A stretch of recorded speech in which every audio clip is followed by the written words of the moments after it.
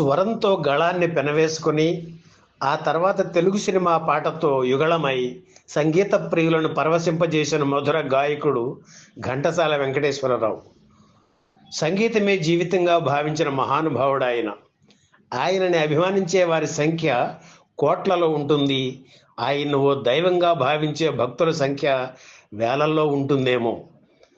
ఇంట ఇంటను గంట గంటకు వినిపించే ఘంటసాల మా చిత్రానికి సంగీత దర్శకుడు అని ఏనాడో విజయ వారు సగర్వంగా తమ పెళ్లి చేసుకుని చూడు చిత్రం టైటిల్స్లో పేర్కొనడం ఘంటసాల ప్రతిభకు ఒక మెచ్చుతునక.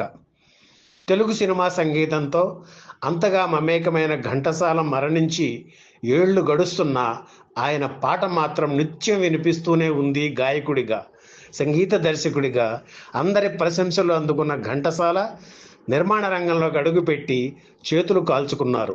చిత్ర నిర్మాణం ఆయనకు కలిసి రాలేదు. పైగా దానివల్ల ఆయన ఆర్థికంగా ఎంతో నష్టపోయారు. 3 సినిమాలు తీశారు.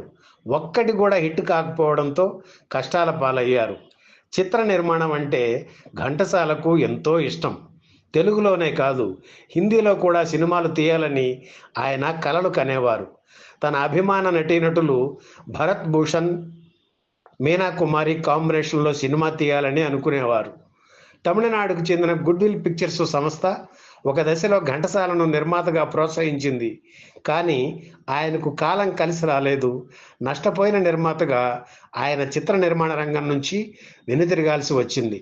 ఘంటసాల నిర్మించిన 3 చిత్రాల వివరాలు, విశేషాలు ఈ వీడియోలో చూద్దాం.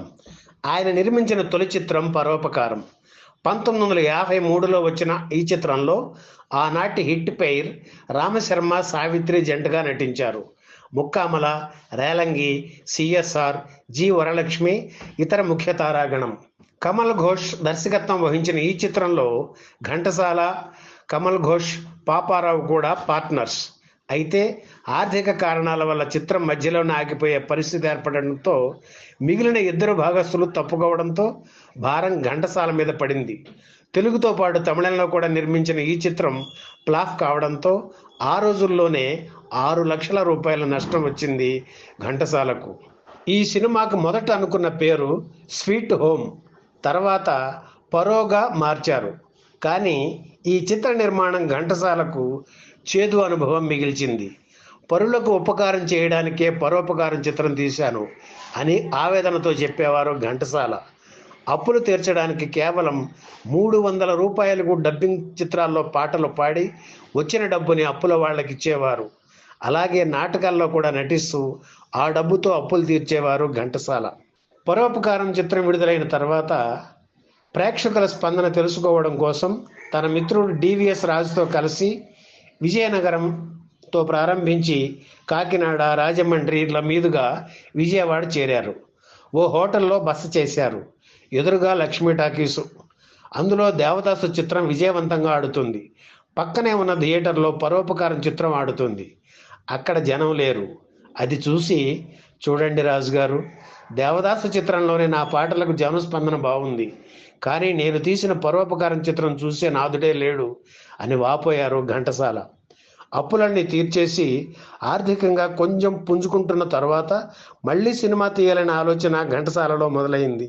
ఆ మాటే భార్య సావిత్రమ్మతో చెబితే, ఒకసారి దారుణంగా దెబ్బతిన్నాం, మళ్ళీ సినిమా ఎందుకు అని ఆవిడ వారించాలని చూశారు. కానీ ఘంటసాల వెనక్కి తగ్గలేదు. ఈసారి విజయం సాధిస్తాను చూడు అని ఆవిడను ఓదార్చారు.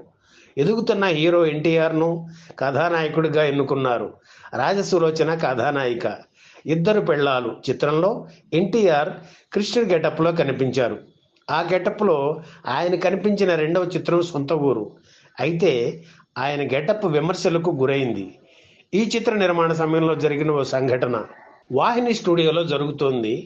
ఎన్టీఆర్ రాజసులోచనలపై లవ్ సీన్ తీస్తున్నారు. ఇందుకోసం వెదురు తడికలతో ఓ సెట్ వేశారు. సెట్ పూర్తయిన వెదురు ముక్కలు కొన్ని అక్కడే పడి ఉన్నాయి. ఎన్టీఆర్, రాజసులోచన చేయి కలుపుకొని నవ్వుకుంటూ వచ్చే షాట్ అది. 2 సార్లు రిహార్సల్స్ చేశారు. ఇక టేక్ చేద్దామన్నారు దర్శకుడు ఈఎస్ఎం మూర్తి. ఓకే సార్ అన్నారు ఎన్టీఆర్. అలా నడుస్తూ వస్తున్నప్పుడు కింద పడి ఉన్న వెదురు ముక్కలో ఉన్న మేకు రాజసులోచన కాలికి గుచ్చుకుంది. అయినా ఆమె పట్టించుకోలేదు. షార్ట్ గ్యాప్లో ఎన్టీఆర్, రాజసులోచన కూర్చుని కబుర్లు చెప్పుకుంటున్నారు. కూల్ డ్రింక్ తాగుతున్న ఎన్టీఆర్ ఉన్నట్లుండి ఆమె కాలి వంక చూసి, ఇదేమిటి రాజసులోచన అన్నారు ఆందోళనగా. ఆమె కంగారుగా తన కాలి వంక చూసుకుని కెవ్వమన్నారు.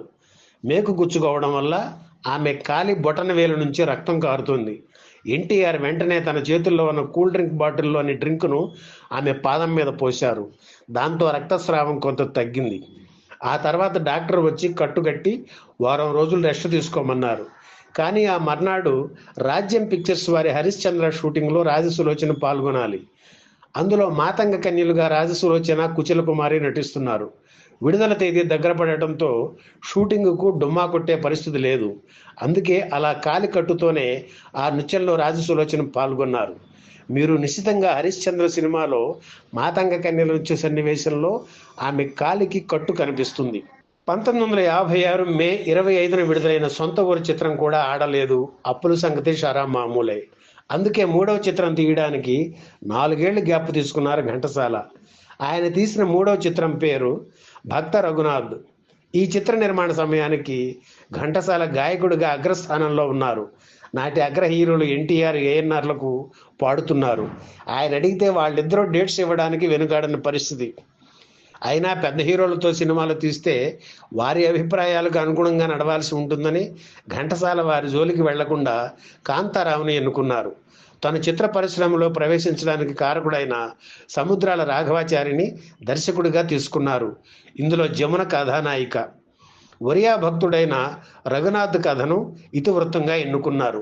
ఆ సమయంలోనే అక్కినేని హీరోగా మరో ఒరియా భక్తుడు జయదేవుని కథతో భక్త జయదేవ చిత్రం రూపుదిద్దుకుంటుంది.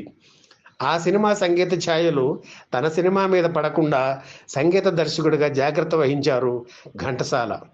సినిమాలో పాటలు బాగున్నాయని పేరు వచ్చింది. కానీ 1960 నవంబర్ 4న విడుదలైన భక్త రఘునాథ్ చిత్రం ప్రేక్షకుల్ని ఆకట్టుకోలేకపోయింది.